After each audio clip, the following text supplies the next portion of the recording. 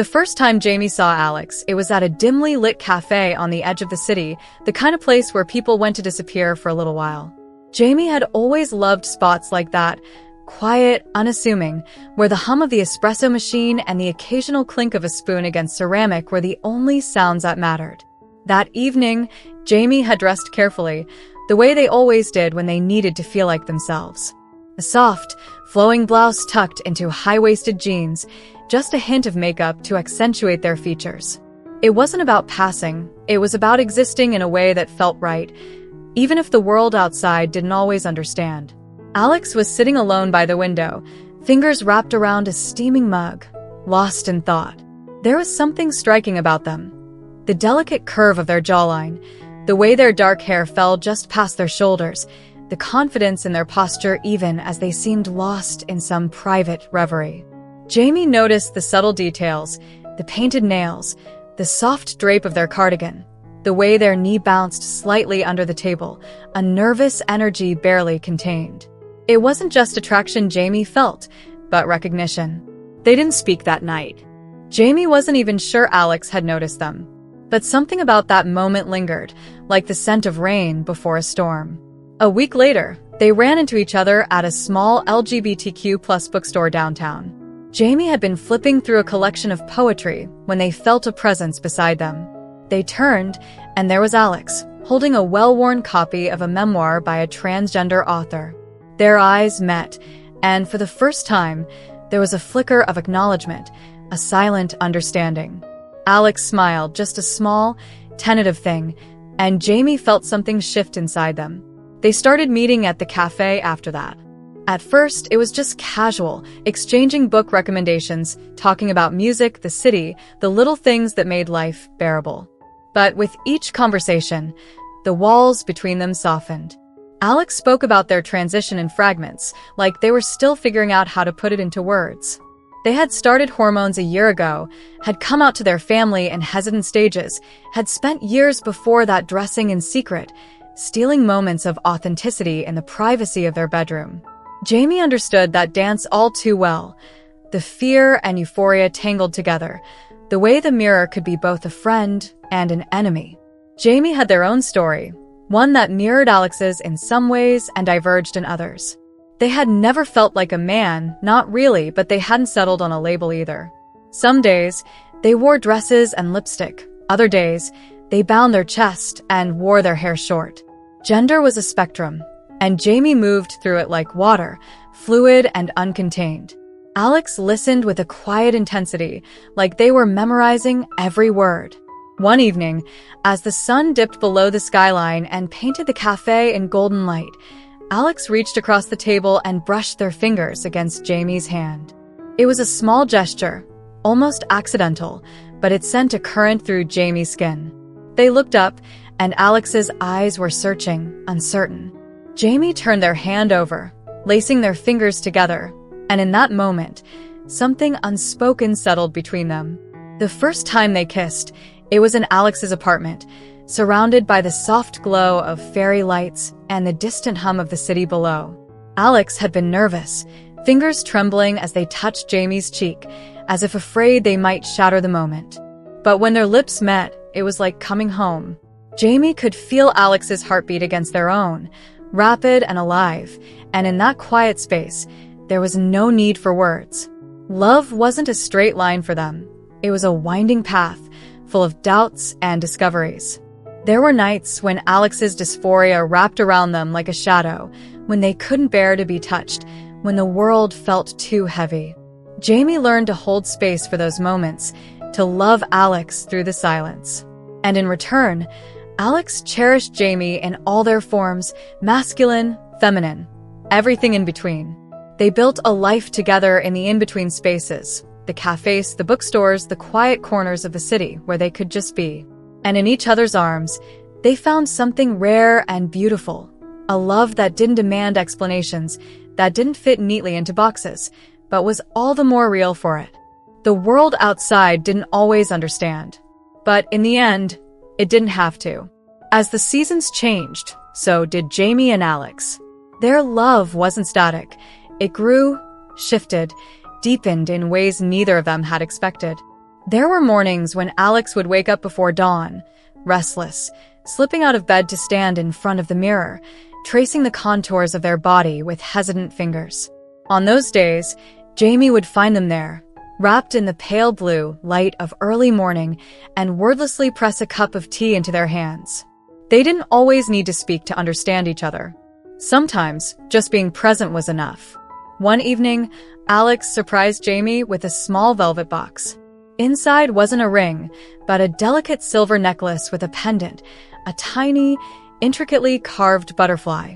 "For you," Alex whispered, fastening it around Jamie's neck with trembling hands. "Because you helped me learn how to fly." Jamie had kissed them then, slow and deep, their heart so full it ached. But love wasn't always soft. There were arguments, too, sharp, sudden clashes born from fear and frustration. The time Alex came home shaking after a stranger had shouted slurs at them on the subway. The night Jamie broke down, overwhelmed by the weight of their own identity, unsure of who they were or who they were supposed to be. They fought, cried, slammed doors. But they always found their way back to each other, because walking away was never an option. Then came the day Alex stood in front of their closet, staring at a dress they hadn't worn in months, a deep emerald green, flowing and elegant. They touched the fabric like it was something fragile, something dangerous. Jamie watched from the doorway, sensing the storm inside them. Without a word, they crossed the room and took Alex's hand, pressing it to their own chest, letting them feel the steady beat of their heart.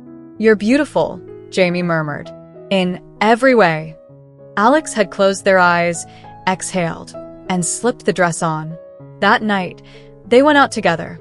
Alex in the green dress, Jamie in a sharp blazer and heels, both of them glowing under the city lights. They held hands as they walked, not hiding, not apologizing. The world could stare if it wanted to. And when they got home, tangled together in the dark, Alex whispered something Jamie had never expected to hear. "I think I want to start hormones." Jamie had pulled back just enough to see their face, to search their eyes. "Yeah." Alex nodded, biting their lip. "I'm scared." "I know," Jamie said. "But I'll be here. Every step." The months that followed were a blur of doctor's appointments, mood swings, and quiet victories. Alex's skin grew softer, their features subtly shifting, their reflection becoming a little more familiar each day. Jamie marveled at the changes, not just in Alex's body but in their spirit, the way they carried themselves with a new kind of confidence, the way their laughter came easier. And then, one ordinary Tuesday, Alex turned to Jamie and said, "I think I'm ready to go by she." Jamie had smiled, cupped her face in their hands, and kissed her. "Then that's who you are." Life wasn't perfect. There were still days when dysphoria clawed at Alex's ribs, when Jamie felt untethered in their own skin. But they had each other. And that was enough. 1 year later, on a rooftop under a sky full of stars, Alex got down on one knee and asked Jamie to marry her. And Jamie, laughing through tears, said yes. The wedding was small, just a handful of close friends in a sunlit backyard draped with fairy lights and wildflowers. Alex wore a vintage ivory gown, its lace sleeves trailing delicately over her hands, while Jamie chose a sleek charcoal suit with a pop of crimson lipstick. They stood beneath an archway woven with ivy, hands clasped, exchanging vows they'd written themselves. No grand pronouncements, no sweeping promises, just quiet, aching truths about love as a choice, as a daily act of courage. "I vow to remember your joy when you forget it," Jamie whispered, pressing their forehead to hers. "I vow to love every version of you," Alex answered, voice trembling. When they kissed, their friends erupted in cheers, but all either of them could hear was the other's breath, the unspoken "we made it" humming between them. Marriage didn't erase life's complications. Alex still sometimes froze in front of mirrors, hating the stubborn angles of her body. Jamie still had days where gender felt like a locked door they couldn't find the key to. But now, when the shadows came, they knew how to anchor each other. A hand on the small of a back during a panic attack, a shared bath at 2 a.m., the way Alex would hum old jazz standards while braiding Jamie's hair. Then came the afternoon Alex found the pregnancy test hidden under a wad of tissues in the bathroom trash. She'd gone very still, staring at the double pink lines, before walking into the living room where Jamie sat grading papers. She didn't speak, just held it out, her eyes wide and wet. Jamie's pen clattered to the floor. "I didn't think," Alex started, then stopped. They talked about kids abstractly, but the reality was a seismic shift. Jamie reached for her, pulling her into their lap, burying their face in the crook of her neck. They stayed like that for a long time, hearts hammering in tandem. "We'll figure it out," Jamie finally murmured. And they did.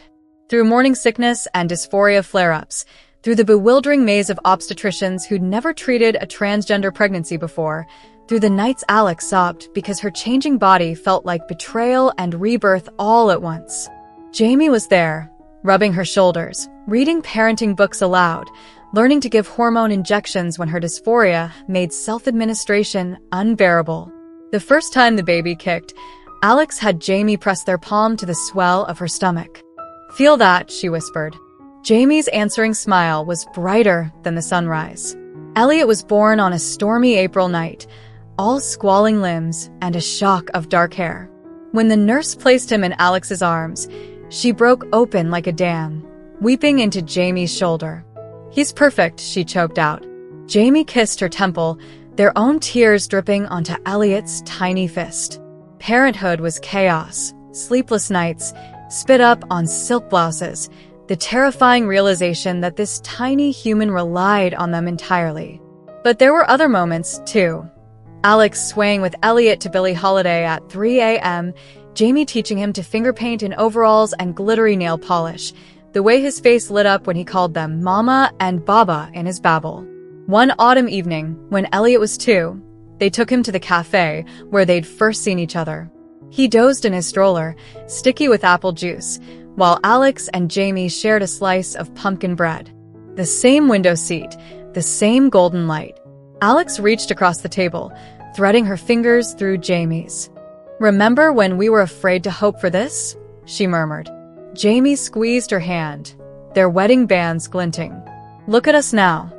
Outside, the leaves burned red and gold, endlessly falling, endlessly new. Just like love. Just like them. Years had a way of softening the rough edges of life.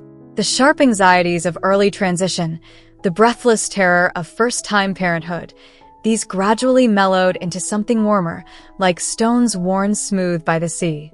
By the time Elliot started kindergarten, Alex had settled into her womanhood like a favorite sweater, comfortable in her skin in a way she'd once thought impossible.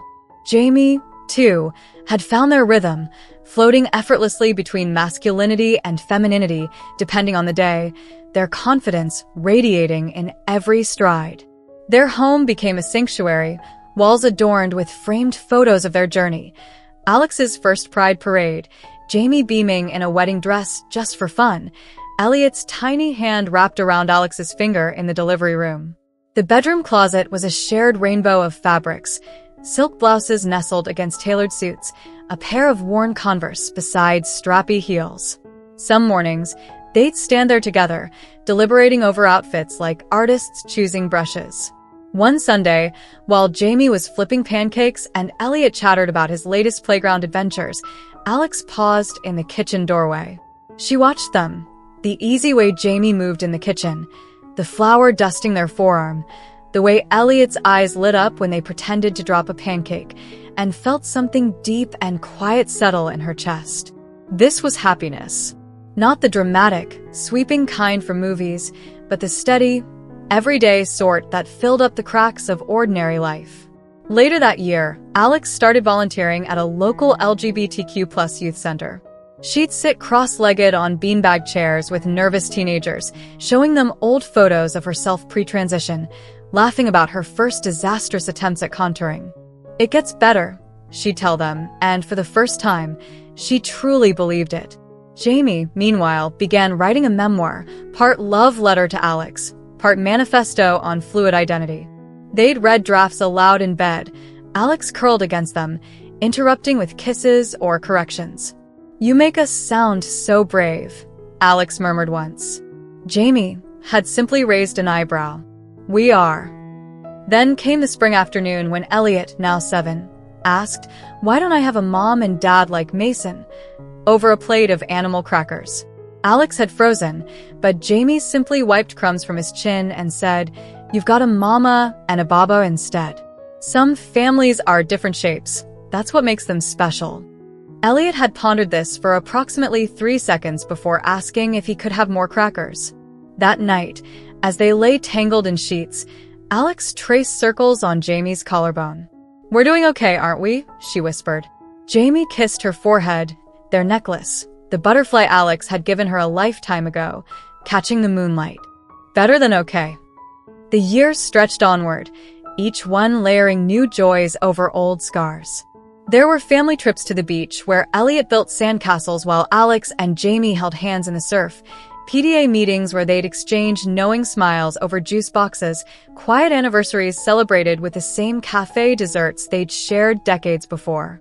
And when Elliot brought home his first partner, a non-binary college student with green hair and a nervous smile, Alex and Jamie welcomed them with open arms and zero embarrassing childhood stories, until dessert, at least. Later, watching Elliot laugh in the backyard, their child now grown and happy and unafraid, Alex leaned into Jamie's side. "We did that," she said softly. Jamie kissed her silver-streaked hair. "Yeah," they smiled. "We really did." Somewhere in the city, 2 strangers sat in a dim cafe, stealing glances. The story always began again. But this one, this love, this family, this hard-won miracle of ordinary magic was theirs forever. Thank you so much for watching till now. It means the world to have you here. This community is all about empowering each other and celebrating the incredible journeys of everyone on their path to living authentically. If you're ever feeling lost or alone, remember you have a whole family here for you. Hit that subscribe button, smash that like button, and let's keep inspiring each other, sending you all the love and strength in the world. Until next time, live your life by your rules.